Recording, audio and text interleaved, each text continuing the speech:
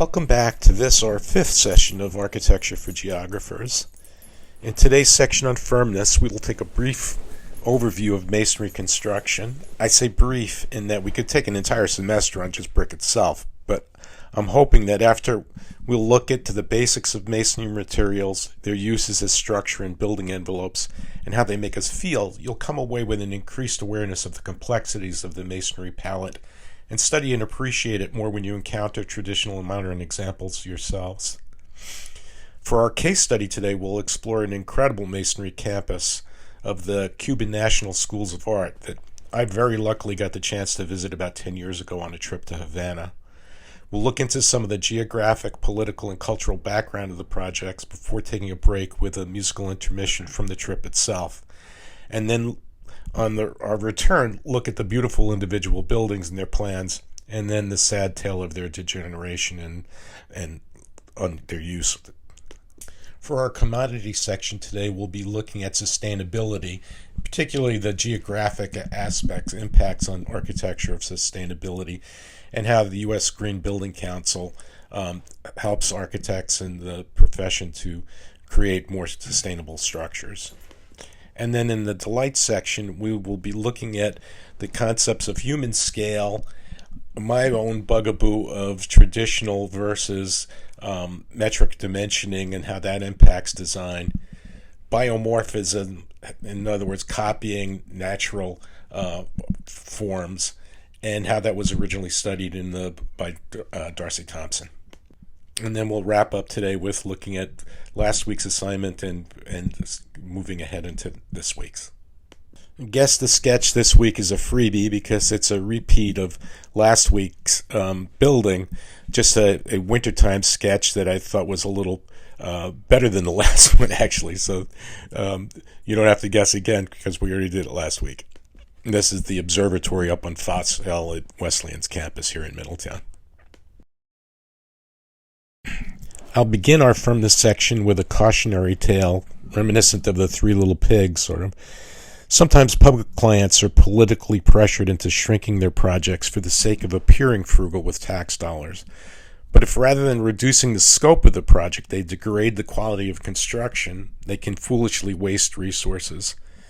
The value-engineered, so-called metal skin of this building and cramped layout of this high school didn't last 25 years and was overly compromised for the entire time it was in service.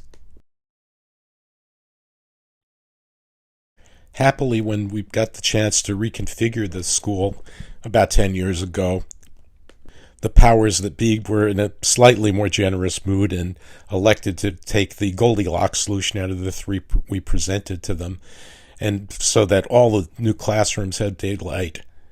There's a beautiful new atrium unifying the entire campus, and a brick cladding that makes the entire complex beautiful, hopefully for several generations this time. Masonry is available in innumerable flavor varieties, but the three major categories that it can be distinguished by are precast concrete masonry units that go from the humblest concrete block to decorative block as shown here on this image on the left. Natural stone, which can range from the roughest fieldstone to the finest finished limestone ashlars shown here in the center image. And then clay masonry units, brick, and typically mainly terracotta, as shown here on this image from Joyner Health Center. While unfired brick have been used for millennia to construct buildings, we'll focus on fired brick, the much more common and useful masonry for our temperate part of the world. Bricks are formed from clay by either casting a wet slurry in a form, forcing pliable clay into a mold, or extruding clay through a die that forms a brick-sized ribbon that's then cut into brick units. The units are then air-dried before firing, because if they weren't, they'd explode when the water in them converts to steam as they're heated in the kiln. The chemical composition of various clays, the various firing temperatures and heights of the kiln produce a myriad variety of qualities of brick, colors of brick, and the forming patterns form all sorts of textures of brick. For instance, this snapshot from the Belden website shows that they have 14 colors and 15 textures for the brick in any combination you want of just plain brick. On top of that, then, brick can also be fired with a glaze on them, like pottery, and have an infinite variety of colors and textures and finishes again. Brick sizing gives us the module for most construction. Bricks are measured as courses. Essentially, each brick and one joint are a course in both directions, vertically and horizontally. 3 courses of 3 bricks and 3 joints equals 8 inches in height on common brick. And each brick length are 8 inches in length, 1 brick plus a joint. Bricks can be larger or smaller, giving you tighter or looser joints, and they can come in other various sizes as well. Traditionally, Roman brick were 4 brick courses high to the 8 inches and a brick and a half in length. And Norman bricks are the same original 3 bricks to the 8 inches of height and a brick and a half in length. In other words, 12 inches long. All brick come in 4-inch depths, essentially, nominally 4 inches depth plus a joint, so that we call them withes. A 2-withe wall is 8 inches thick. A 3-withe wall is 12 inches thick. 4-withe wall is 16 inches thick, for example. As each brick is a rectangular solid of 3 different dimensions, there are 6 possible orientations or faces that the brick can display on the wall. A brick lying flat on its belly with its narrow face to the outside is called a stretcher, and it's the typical way to lay brick. And a brick laying flat with its narrow end to the outside is called a header. Traditionally, several withes or thicknesses of brick in a wall were bonded together by alternating headers tied back into the inner withes with the normal run of stretchers. This structural necessity of tying the wall together was used for decorative effect. The 3 most common bond patterns are shown in the photos above. The common bond or American bond, where every 6th course are headers, is on the left, red with black headers. The black brick pattern in the center is an English bond with alternating rows of stretchers and headers. And then finally is the most decorative probably of them, the Flemish bond with a herringbone pattern of headers in the alternating courses. Turning the bricks vertically as soldiers with their narrow face to the outside are used very often in arches and for decorative effect. Turning the flat face up as a shiner aren't used that commonly because it doesn't fill the same Y thickness.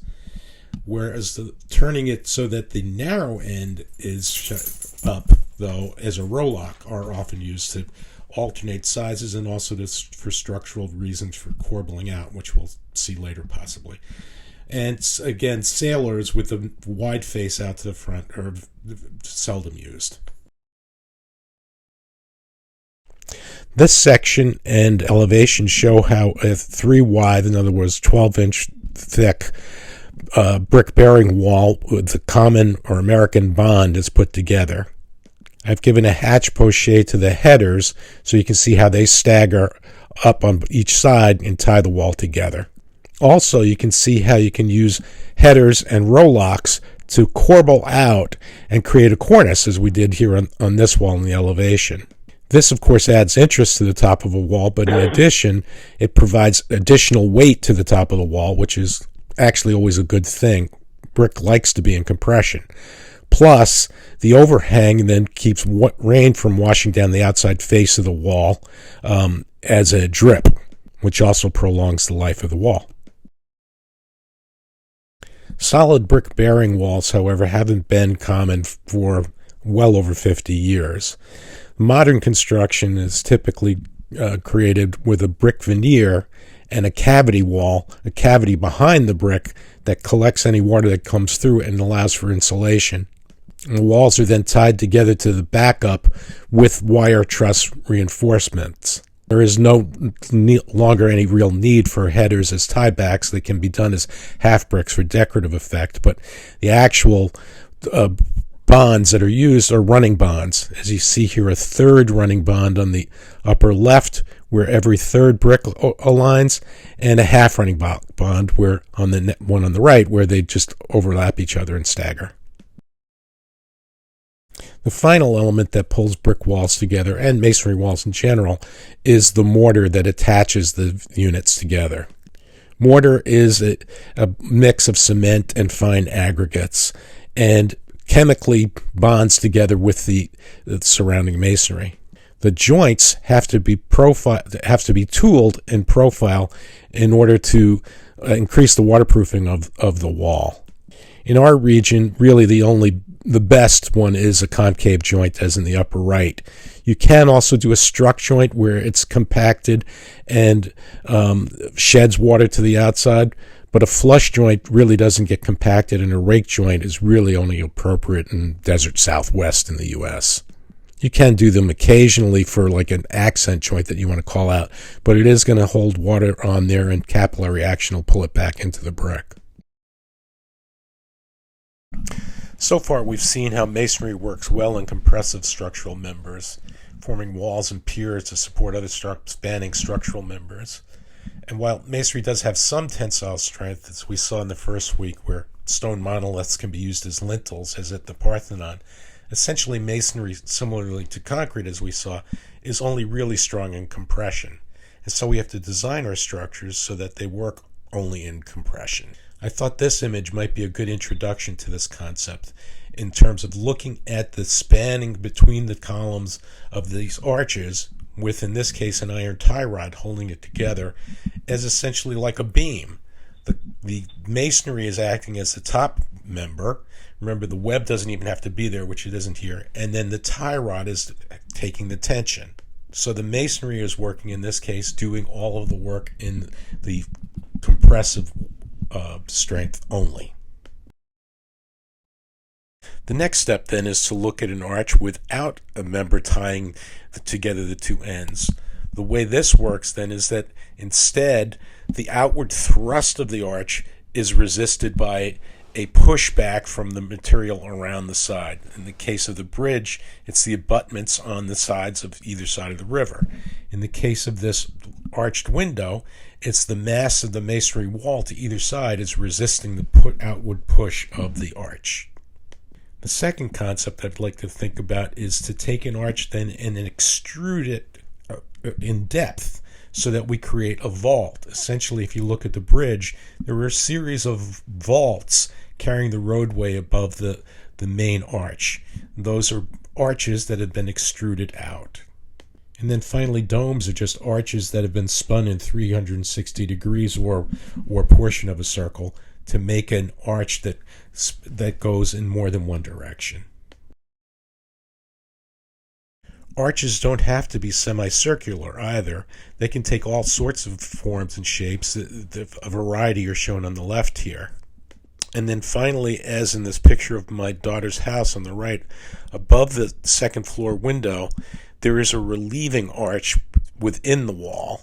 It's basically hidden, and it doesn't even have to take an arched shape.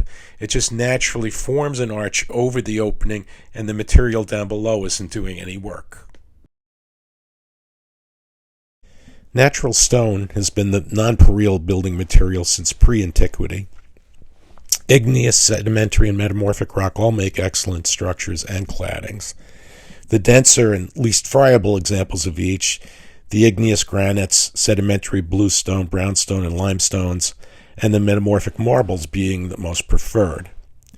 One caveat that's often overlooked when using sedimentary stone is that it should always be bedded in the wall in the way that it was laid down originally, not necessarily the way that it was found in the quarry, because tectonics can lift and tilt rock strata, but the way gravity originally settled the particulates, because otherwise the stone is prone to spalling off in sheets as it deteriorates, as this beautifully carved door jamb is, rather than a slower, more uniform erosion of the face. This lovely granite fieldstone cottage shows how stonework can be used in the most rustic of settings. While just a touch of stone trim, in this case the brownstone quoins and lintels, can dress up a brick structure for a developing urban town. I restored this building, the Coven House Community Center in Middletown, about 35 years ago. The original roof structure had been kind of creatively designed in 1792 and was failing at its second centenary, leading to water damage to the original windows and walls. And as you can see, we inserted some steel members to stabilize things and restored the building envelope to hopefully last another couple of centuries. An interesting thing is the brick is supposed to have been imported from England by the original owner, the ship's captain Benjamin Williams, as ballast on one of his voyages. We'll close out this overview of masonry with a few examples that hint at the range of possibilities it affords us as an encouragement for your future awareness and appreciation of its beauty. If the granite fieldstone cottage that we saw in the 2 slides ago could be suitable to a rubber boots and heavy wool lifestyle, and the brick de Coven house evokes a life of towny tweeds and corduroys, then Michelangelo's marble dressing up of Antonio da Sangallo's brick Palazzo Farnese shows that you can step it up to a full courtier's outfit as well. Or how Raymond Hood could take limestone and a very tailored gray brick and create a world for the gray flannel suit. Or finally, how Gordon Bunshaft could take translucent marble and create an environment that's suitable for Star Trek. Even though this is 50 years old, this certainly still looks like the future to me. I encourage you, this is only in New Haven. Make the trip and go down and see this building. It is spectacular. For our case study today, we're going to be looking at a beautiful masonry complex campus for the National Schools of Art in Havana, Cuba. Look at those beautiful brick vaults there at the entrances to the School of Plastic Arts. In 2013, I had the great good fortune to have an unplanned side trip from my Art Deco tour of Havana to see this beautiful campus. And as Professor Davide Curto, who's led the Italian government's funded restoration efforts for the campus, says, it only takes a very brief visit to realize that you are in front of an absolute masterpiece of architecture.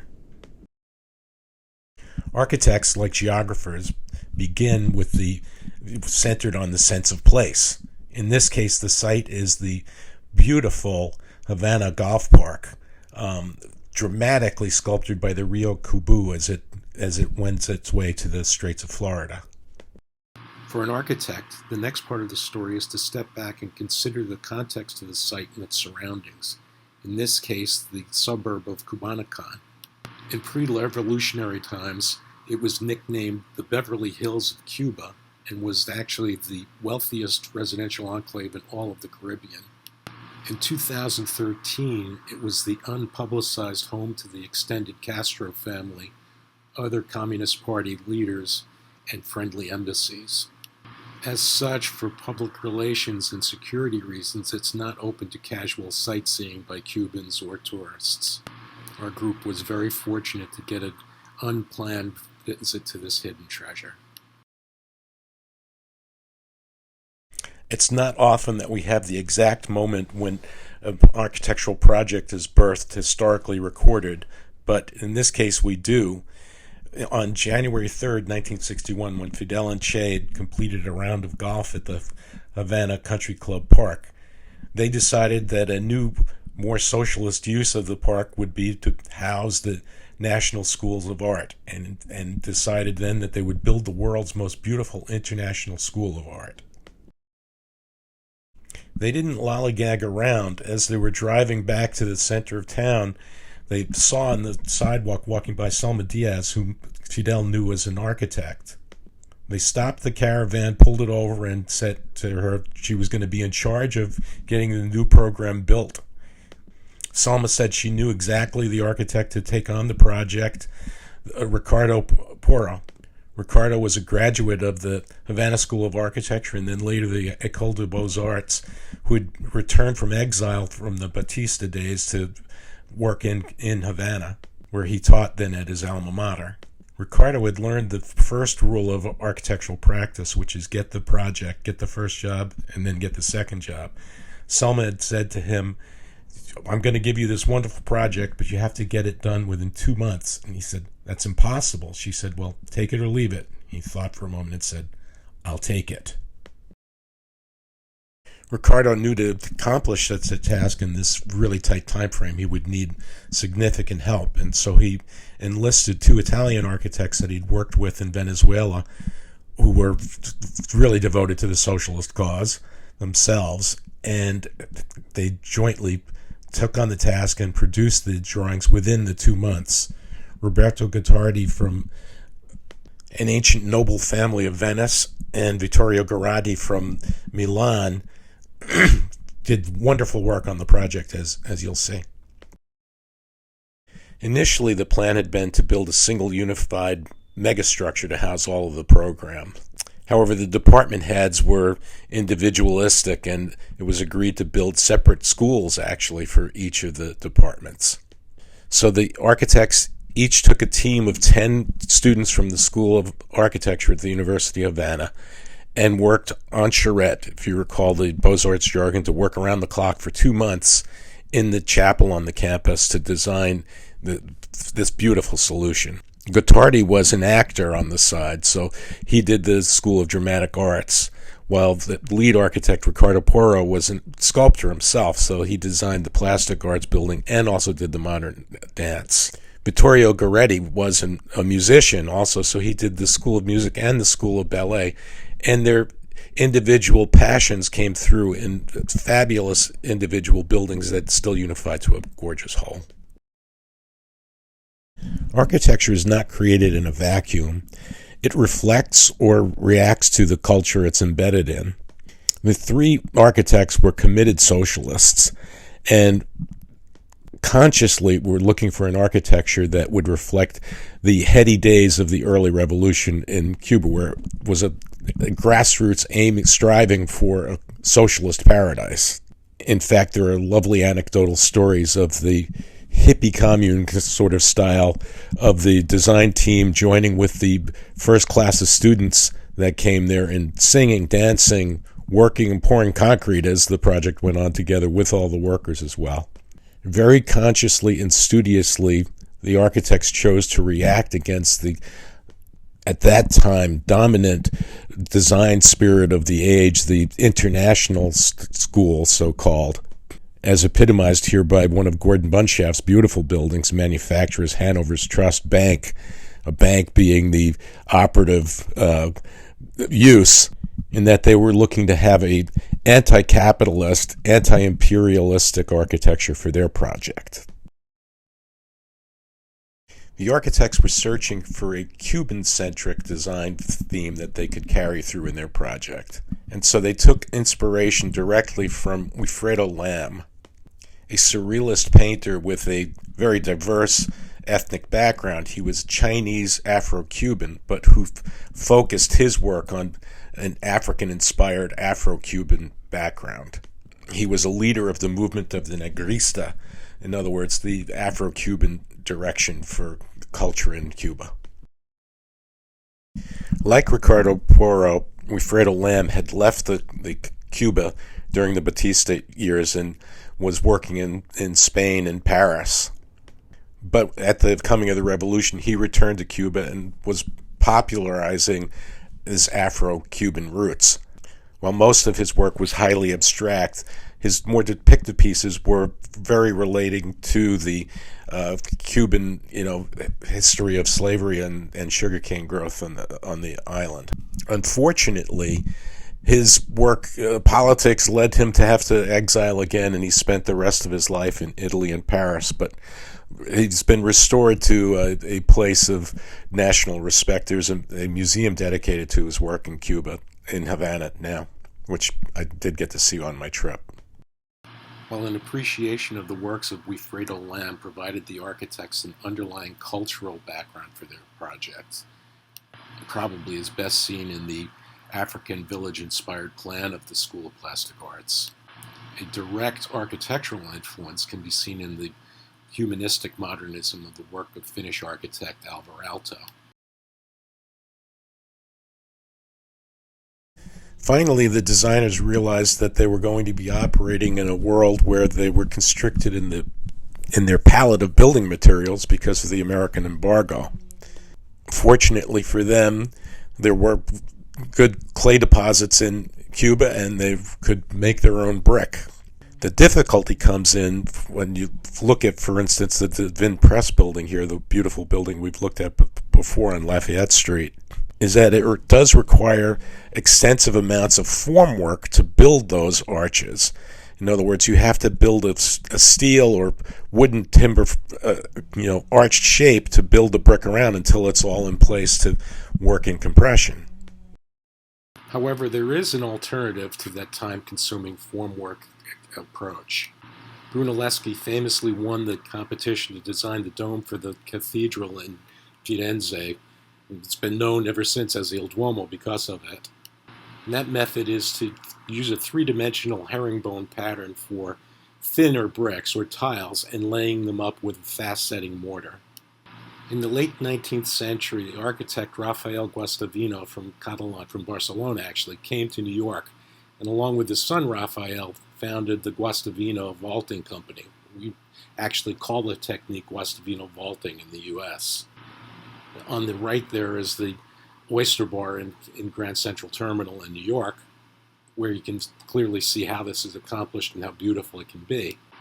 Their company actually closed in 1961, but they were the direct inspiration for the Masons on the project. And here's an image of the Masons building the vaulting of the School of Music live without centering beneath them, building right on top of the structure they've already created. For our intermission today, we'll have a nice treat. In 2015, at Cubanicon, an opera about the project was written and premiered at the school itself. As you can see, the stage setting was the entrance to the vaulted arches of the entrance to the School of Plastic Arts. In our snippet, the tenor playing Ricardo Porro sings about his return from Paris because he loves Cuba.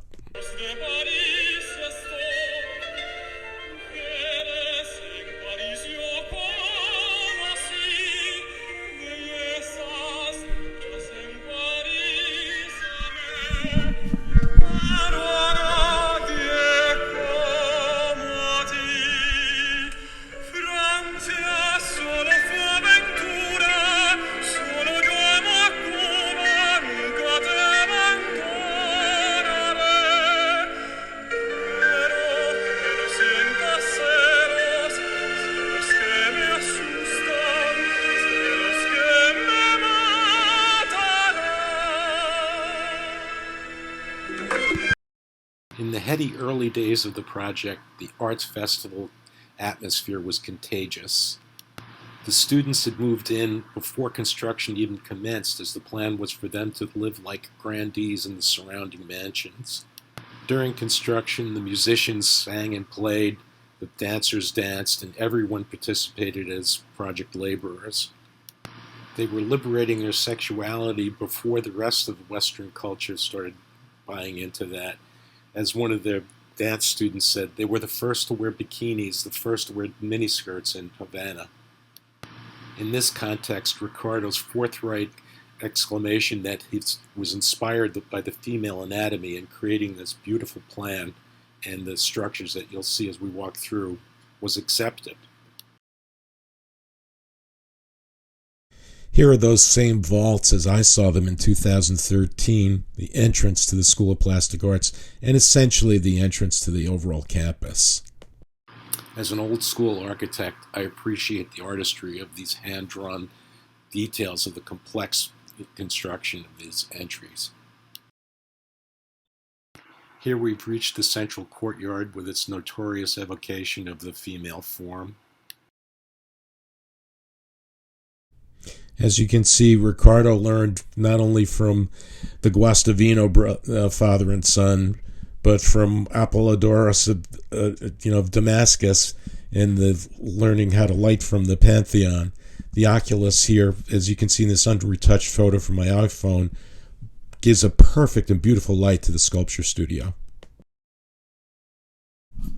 Tragically, or at least architecturally tragically, the political situation changed during the course of construction in Cuba, and culturally it became unacceptable to be individualistic. Precast concrete structures became the dominant philosophy following the role model of the Soviet Union.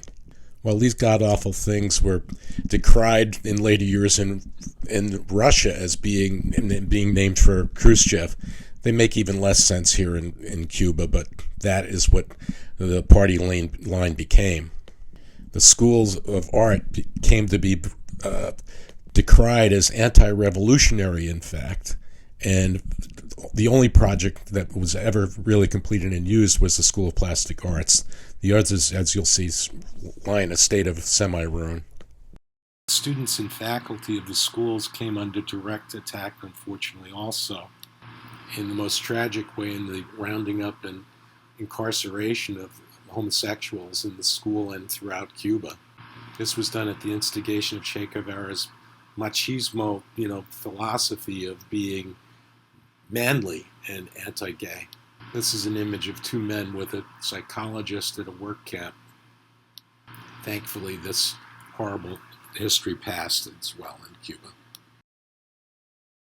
Vittorio Garotti's School of Music is a gorgeous composition, beautifully adapted to the site and very functionally responding to the program. So while we can see the direct inspiration that Gorotti took from Aalto's projects, particularly Baker House and the plan as we had seen, very sadly it was never completed. In fact, it's home to broken instruments and the occasional concert put on by students inside the derelict spaces. In his concept for the School of Ballet, Vittorio somehow, in my estimation, achieved even greater heights than the School of Music. He even designed the roof guttering system to make active noise and essentially was a water feature on the building. Vittorio's expression of the structural forms of the Catalan vaults was the most dramatic of all of the projects as well. Here he fans them out even to allow daylight to enter the space. It's such a tragedy that this is essentially a Piranesian ruin. Sadly, the School of Ballet is in the most derelict condition of all of the schools. The apocryphal anecdote is that Alicia Alonso, the director of the program, arrived one day and said, "No me gusta," shutting the project down. Supposedly, her impaired vision prevented her from appreciating a rounded space, and she was looking for the acoustic feedback of a square dance studio. But in reality, I'm pretty sure she was just reacting to political pressure and the times change of the project. Roberto Gottardi's School of Dramatic Arts, despite appearing on the surface to be a highly organic and decorative layout, is actually pretty traditional for theater programs. Though he's from the islands of Venice, he clearly took inspiration from the Tuscan hill towns that he'd gotten to visit in Italy. They were beautiful spaces, and as he said, architecture has to be poetry. Ricardo's School of Modern Dance is the least impressive and effective of all the schools, but given the high bar the other four set, it's still a successful project. As Ricardo himself said, he's not happy with aspects of the project because it was modified to a large extent by the Ministry of Construction. But he started off with a very strong concept, and that still comes through. The concrete decorative shading devices, I think, are the weakest part of the whole design. Sadly, there was a strong element of professional jealousy involved in the demise of the project as well. The three architects were forced to take on lesser works for the most part in the Department of Construction by bureaucrats directing things. Ultimately, Ricardo Porro just couldn't take it anymore and pleaded with Castro to allow him to emigrate, which he did, and spent the rest of his career fairly productively in Paris doing socialist-inspired, some beautiful work. Roberto Guettardi spent the rest of his career in Cuba doing pretty humble projects, unfortunately. But the worst, in a sense, was Vittorio Garatti was actually imprisoned in Cuba as a spy at one point because he was taking work home from his work as doing urban planning for Havana, and the powers to be took umbrage at his working at and not in the office space. He too then was allowed to emigrate and essentially was deported and spent the rest of his career in his native Milan. Following international publicity for the buildings, however, Fidel himself actually came back around and described how he always thought they were the most beautiful buildings in the world.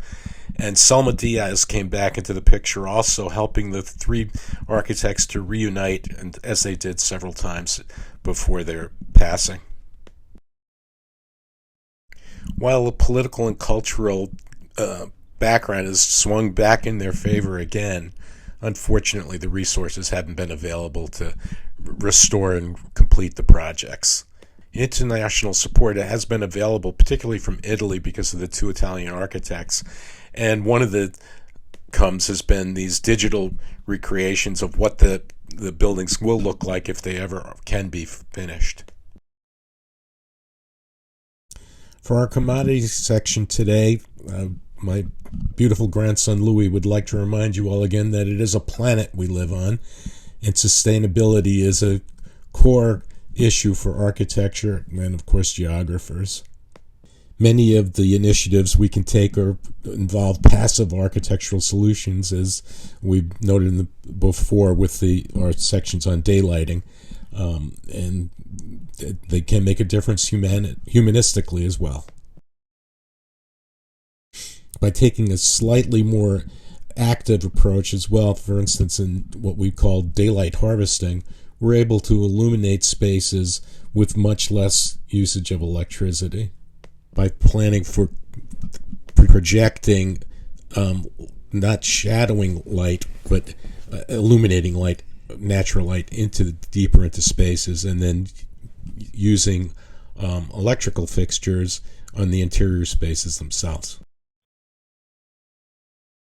The U.S. Green Building Council and its Leadership in Energy and Environmental Design program has become essentially the de facto standard for practice in the U.S., particularly here in Connecticut, where energy conscious design is demanded. It's prescribed in certain building types, certain building scales.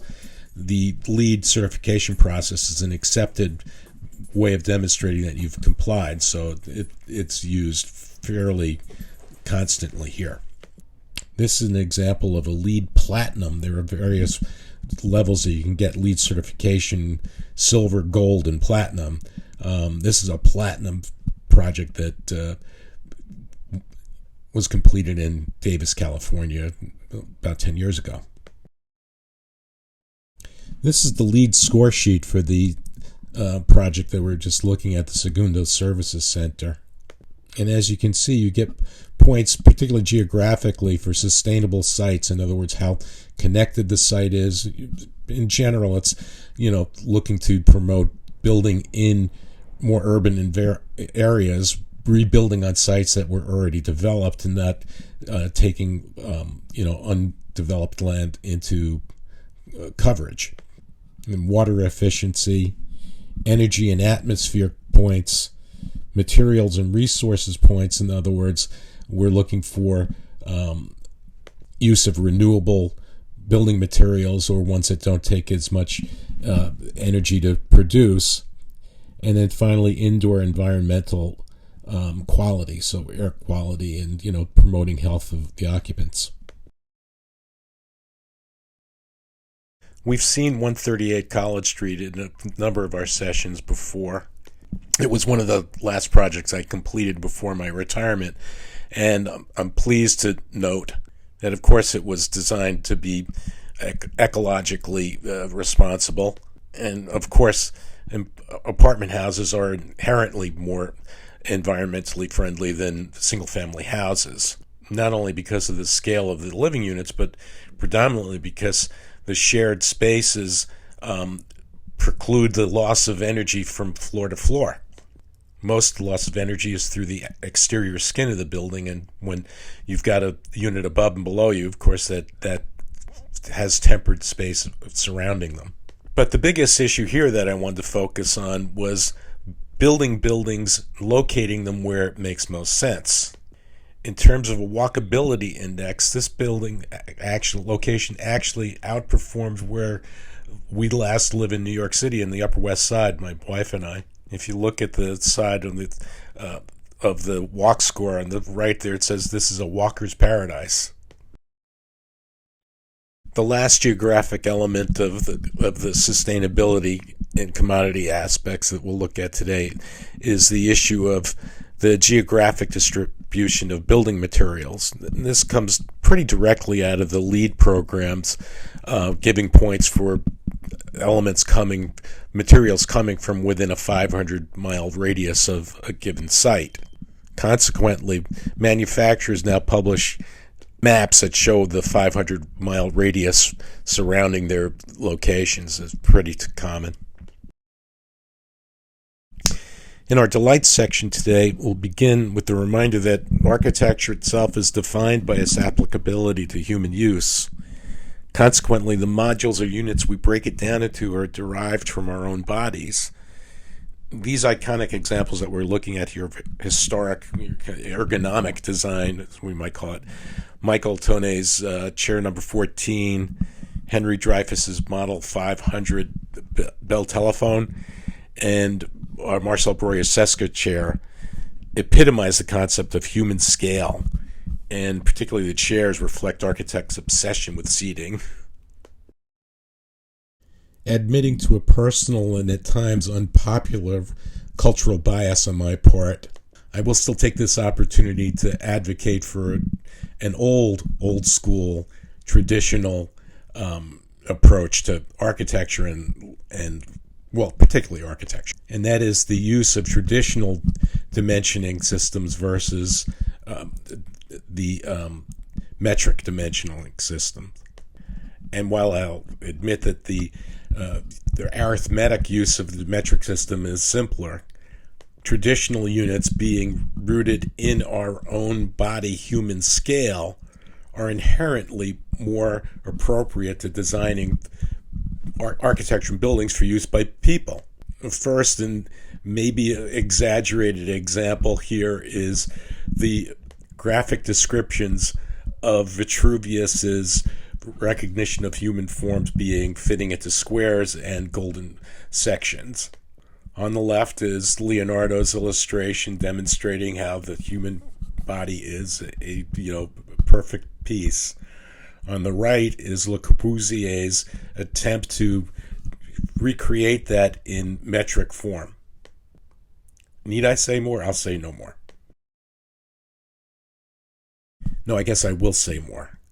Because what I'd like you to do is consider how this impacts our actual end results.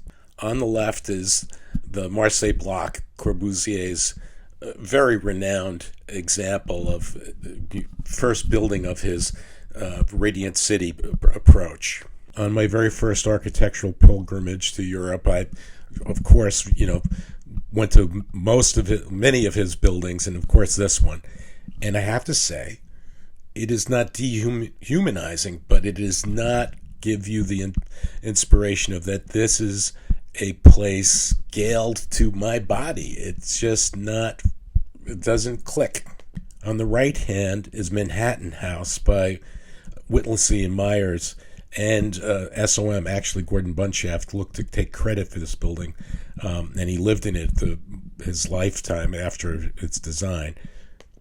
But it is a fabulously beautiful place on 66th Street and on the Upper East Side. I've always loved it. I will admit, I stole from it. It inspired aspects of 138 College Street that we just saw. And an example of overt anthropomorphism from our case study project, Ricardo Porro pretty famously copied the female form, as we mentioned in plan, and the breasts of all of the studio spaces that you can see. But most notoriously, even he actually made the sculpture in the fountain at the center of the complex, which is notoriously named the papaya, which is Cuban slang for female genitalia. Another element of human scale and humanistic design is recognizing how our species is incorporated into the overall natural world. And consequently, architects for millennia have been interested in biomorphism and studying how nature has designed organic forms.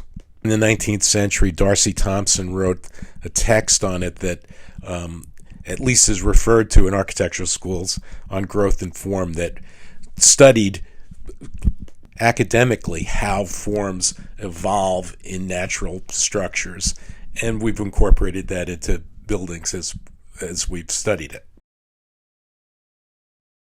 A classic and one of the more overt examples of biomorphism is the design of Sir Joseph Paxton for the Crystal Palace, so-called, at the Great Exhibition in London in 1851.